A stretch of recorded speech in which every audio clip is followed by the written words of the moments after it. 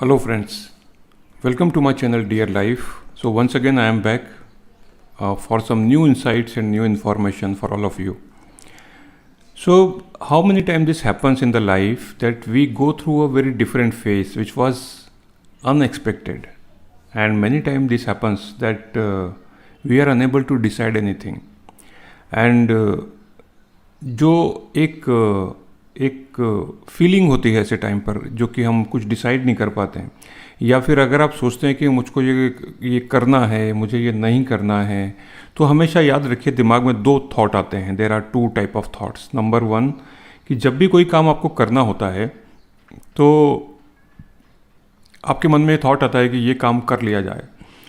वो जो एक छोटा सा एक थॉट जो होता है उसी के पैरेलल, उसी के साथ साथ उसी टाइम पर या उसके थोड़े समय बाद एक दूसरा थॉट आता है, अरे रहने दो, क्या करना है, जो चल रहा है चलने दीजिए. और ये जो दूसरा वाला थॉट होता है ये आपको उस जोन में रखता है जो कि नॉन प्रोडक्टिव जोन है, और जो मुझे लगता है कि जो कंफर्ट जोन जिसको लोग बोलते हैं कि success lies in outside of your comfort zone.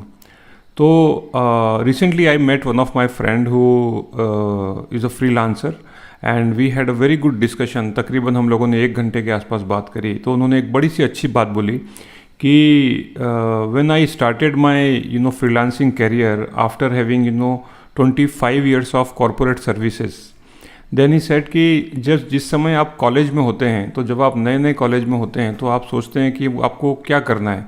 आपके सामने जो भी इंटरव्यू अपॉर्चुनिटी आती है, आपके सामने जो भी लोग आते हैं, आप सोचते हो कि इसको तो करके ही मानेंगे हम. तो वो जो एक जोश होता है, तो we were having the conversation and then he said that how I started my journey. And ये चीज़ थोड़ी सी मुझको बड़ी अच्छी लगी और दिल के अंदर घर कर गई, और मुझे लगा कि इससे काफ़ी चीज़ सीखने को मिलती है. तो जो मैंने सीखा है मैं सोचता हूँ कि मैं आपके साथ शेयर करूँ, हो सकता है ये आपके भी काम में आ पाए. कि जो उन्होंने बड़ा सा अच्छा सा थॉट शेयर किया कि जब मैंने ये काम स्टार्ट किया और जब मैं ये सोच रहा था, तो समझिए कि when he was in the big corporate like big IT company and handling big role over there, and where he was having few reportees also. तो बाकी लोग जो उनको रिपोर्ट करते थे तकरीबन समझिए कि 2 से 2,500 लोग थे, और वो उनके एक ईमेल पे सारे लोग उनको रिस्पॉन्ड करते थे, रिप्लाई करते थे, रिस्पेक्ट करते थे. और when he started his journey as a freelancer, तो उनको लगा कि ये तो कुछ उल्टा हो गया कि जब आप लोगों को अगर आप एक मेल लिखते हैं तो तुरंत उनका रिप्लाई आता है, और यहाँ पर जब आप अपनी जर्नी स्टार्ट करते हैं तो आप कई लोगों को फॉलो करते हैं, कई लोगों को. एंड देन ही सेड कि एक जगह पर उनका कहीं एग्रीमेंट हो गया था, लेकिन वो पेपर साइन करने के लिए उनको 2 घंटे 2 महीने लगे. तो ये छोटी छोटी बातें बड़ी इंपॉर्टेंट होती हैं. देन द इम्पॉर्टेंट लर्निंग जो उसमें थी, वो जो उन्होंने बोला कि जब आप कॉलेज स्टार्ट करते हैं तो आप सोचते हैं कि जो भी इंटरव्यू मिलेगा मैं उसको क्रैक करूँगा, जो भी अपॉर्चुनिटी होगी उसमें मैं अपना बेस्ट देने की कोशिश करूँगा. और वो जो हिम्मत होती है आपकी, जो आपके अंदर एक करेज होता है, और जिस एनर्जी के साथ में आप निकलते हैं कि ये कुछ भी हो, ये अपॉर्चुनिटी मुझे ग्रैब करना है, मुझे अपना करियर बनाना है, और आप उसमें कूद जाते हैं.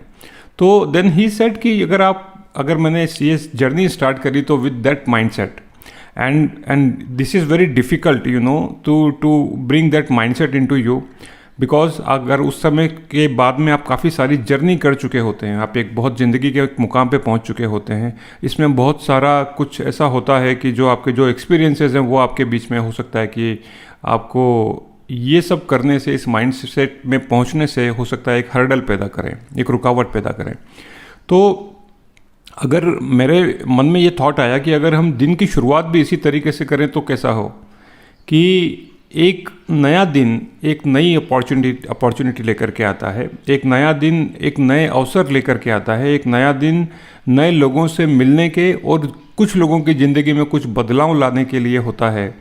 और शायद इसीलिए आपने देखा होगा कि रात के बाद सुबह होती है, और सुबह सुबह जब आप बाहर निकलते हैं तो सूरज उसी ताजगी के साथ, उसी फ्रेशनेस के साथ, उसी ऊष्मा के साथ और ऊर्जा के साथ में हमारे सामने होता है.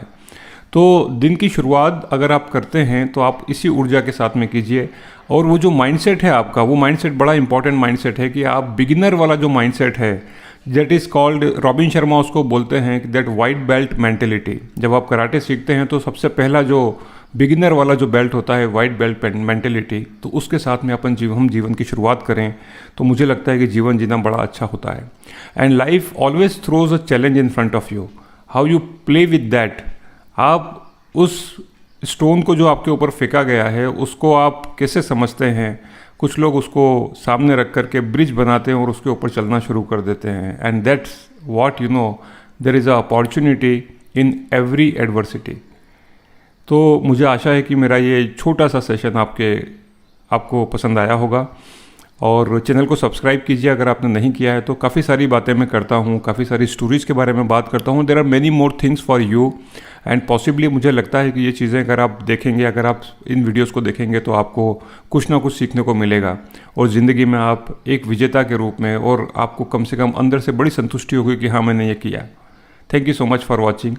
आशा करता हूँ आपका दिन शुभ हो। और इसी के साथ में दिन की शुरुआत उस वाइट बेल्ट मेंटेलिटी के साथ कीजिए, उस बिगिनर माइंडसेट के साथ कीजिए कि आज मुझे कुछ करना है। Thank you so much.